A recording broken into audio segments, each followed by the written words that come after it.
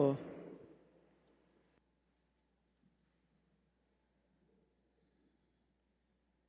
Irmãos e irmãs, celebramos o quarto domingo da Quaresma. Hoje nós quebramos um pouco a força da cor do roxo para começar a sentir um pouco a presença já da Páscoa. Já começarmos a vislumbrar a essência da missão de Jesus Cristo, que é nos redimir dos nossos pecados, nos libertar da nossa própria escravidão. O pecado nos escraviza em nós mesmos, nos escraviza nesse mundo, às pessoas. E Jesus nos propõe um caminho de libertação onde nós, a partir da conversão sincera do coração, de uma mudança de vida radical, possamos alcançar o reino eterno prometido a todos nós, aquele reino que lá atrás foi perdido justamente pela nossa desobediência, pela nossa infidelidade, pela nossa autossuficiência. Nós vemos aqui no exemplo desse filho mais novo, também o exemplo lá no início da humanidade, quando nós nos apartamos, nos separamos do Pai, a nossa vida começa a caminhar de um modo ruim, começa a trazer consequências ruins na nossa vida. E para isso é importante, aproveitando esse tempo da Quaresma, fazer justamente aquela afirmação que o filho mais novo fez aqui no Evangelho: Pai, pequei contra Deus, pequei contra Ti, já não mereço ser chamado Teu filho. Será que durante esse tempo da Quaresma nós chegamos à profundidade dessa reflexão? Nós merecemos ser chamados filhos de Deus? Deus nos fez seus filhos pelo nosso batismo.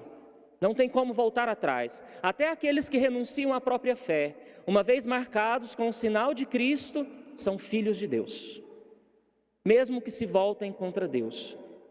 Mas para nós que estamos aqui, precisamos nos perguntar: nós estamos sendo dignos de tamanha graça na nossa vida, de sermos chamados filhos e filhas de Deus? São as nossas atitudes como cristãos e cristãs que vão confirmar isso. E aí nós podemos nos identificar aqui com o filho mais novo ou com o filho mais velho.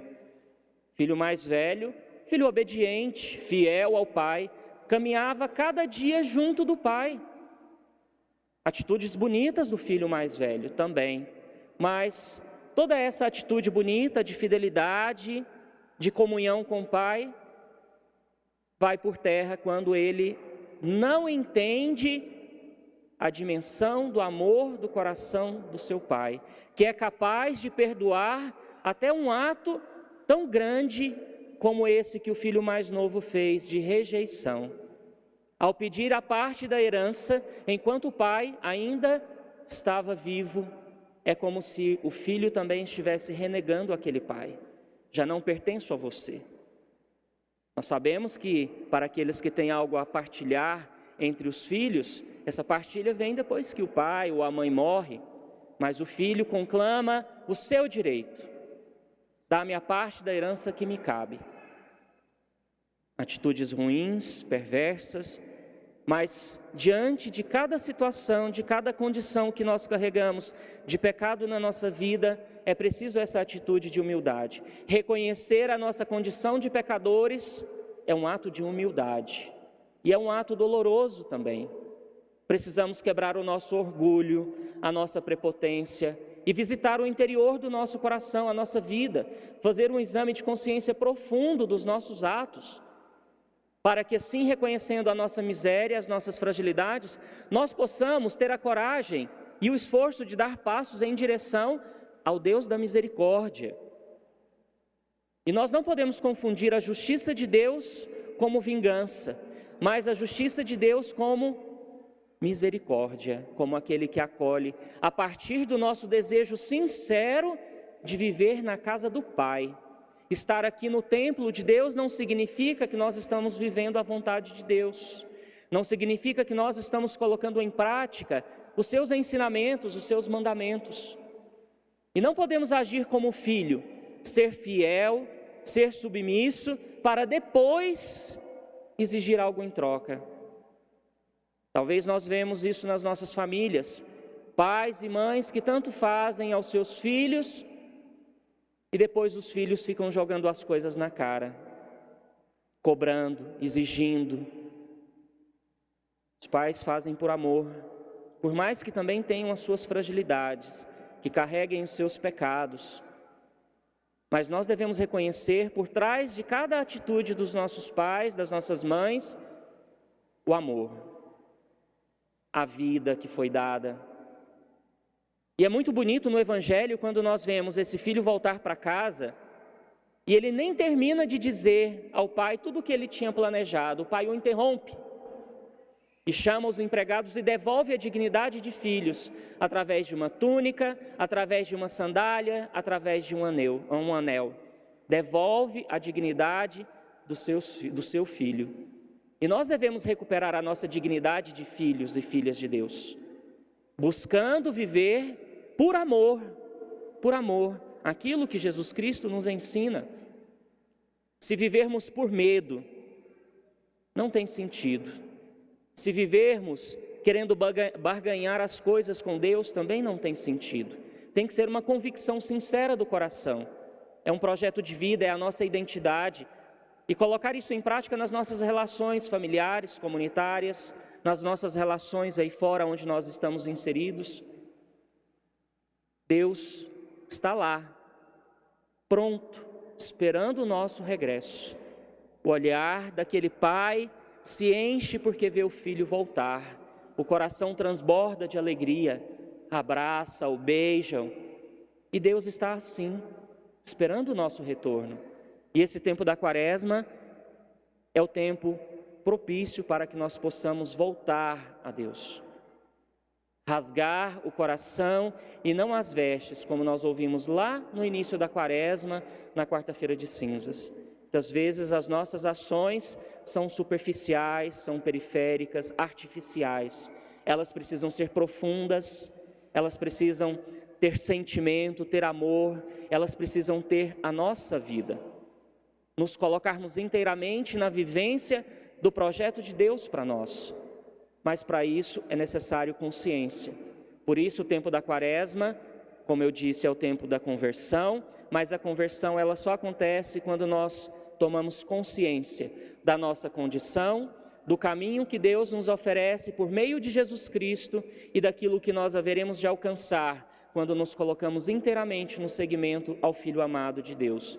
E nós estamos nesse caminho. Caminho litúrgico, quaresmal, que vai nos levar à Páscoa, mas deve ser um caminho de vida que nos leva a conquistar o reino definitivo. Nós vimos na primeira leitura o povo que finalmente alcança a terra prometida. Deus, ao longo do deserto, do caminho do deserto, sustenta aquele povo com o maná. O povo que já não tinha mais o que comer, recebe o alimento do céu para que não morresse de fome. E agora, conquistando a terra prometida, já celebrando a Páscoa, a libertação, eles começam a colher os frutos da fidelidade a Deus. Nós temos frutos a colher a partir da nossa fidelidade a Deus, mas nós precisamos individualmente, no nosso interior, reconhecer aonde está a nossa fidelidade ou onde ela está sendo comprometida, para que assim corrigindo o que compromete a nossa fidelidade, nós também possamos colher os frutos da conquista da terra prometida. E assim, unidos a Cristo, como nos diz São Paulo na carta aos Coríntios, seremos uma criatura nova. Não podemos nos apegar à condição desse mundo. Como eu disse antes, esta vida, o pecado nos escraviza e nós não queremos ser escravizados aqui. Queremos nos libertar do pecado e da morte e conquistar a vida eterna. É esse o caminho que nós devemos percorrer. Devemos ter consciência disso. Tudo nessa vida nos conduz a Deus, ou não, depende das nossas escolhas. Deus está lá nos esperando e as nossas escolhas vão dizer se nós estamos indo em direção a Ele para sermos criaturas novas, fazer com que o mundo velho desapareça. Isso é possível ainda aqui, nós não precisamos esperar morrer para fazer isso. É importante, bonito e profundo quando nós vemos irmãos e irmãs que numa condição, num ato de humildade, fazem morrer a sua condição de pecador, de rivalidade, de competição, de indiferença, e nos reconhecemos como irmãos e irmãs, todos juntos, caminhando em direção a Deus. E nós, como embaixadores de Cristo, somos anunciadores disso. São Paulo chama essa condição de embaixador de Cristo para ele e para os apóstolos. Mas quem são os apóstolos de hoje? Quem são os discípulos de hoje? São os padres, os bispos? Não somente. Todo o povo de Deus fiel, todo o povo batizado, é discípulo, embaixador de Cristo. E somos nós que anunciamos isso ao mundo. E se nós não anunciarmos com alegria isso, no mundo onde nós estamos, a mensagem da Páscoa vai ficar ofuscada.